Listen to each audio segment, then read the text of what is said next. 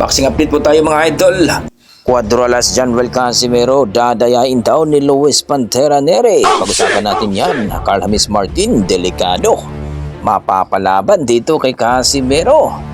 Yan ang ating pag-uusapan ngayon mga idol. Pero kung bago kayo sa ating YouTube channel, baka pwedeng makahingi ng isang like, subscribe at pakipindot na rin ang ating notification bell para ma-update kayo sa ating mga bagong video na katulad nito. Well mga idol, alam naman natin itong si Carl James Martin ay talagang nasa rank number 2 ito sa WBO Super Bantamweight Division mga idol, at hanggang ngayon ay wala pa po itong laban mula nung nakalaban siya dito sa Trillia in Manila ni Manny Pacquiao. So kung manalo daw itong si Casimero dito kay Luis Pantera Nery mga boss, ay posible na silang maglalaban sa eliminator bout dito sa WBO.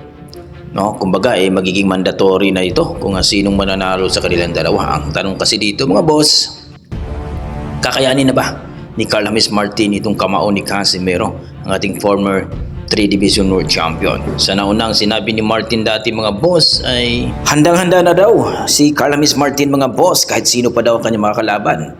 Kahit pa daw si Casimero ang kanyang mga kalaban, ay sigurado daw niya ay tatalunin lang daw. So kayo mga idol, ano masasabi niyo dito?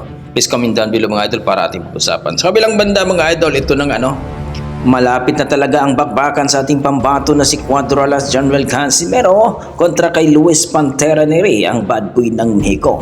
Nag-alala ang ating mga boxing fans ngayon mga boss, lalong-lalo na mga supporter ni Cuadralas Casimero, na baka daw ay dayain itong si Casimero ni Nery.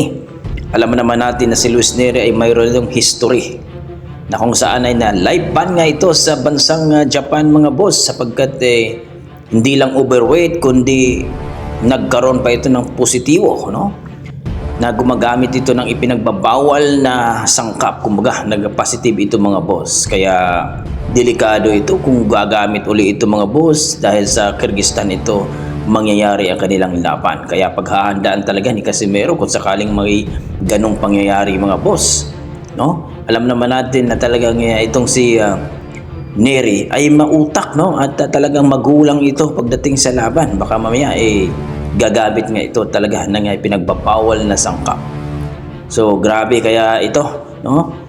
Dapat talagang paghahandaan ni Casimero ang laban na ito mga boss, sapagkat ayon sa ating mga eksperto at mga boxing fans mga boss, na ito na daw yung susi ni Casimero na umangat ito sa ranking at makilala uli sa buong mundo, sapagkat itong si Casimero ay magkakaroon ito ng ranking dito sa WBO, no? Kasi itong si Nery ay rank number 4 ito sa WBO Super Bantamweight Division.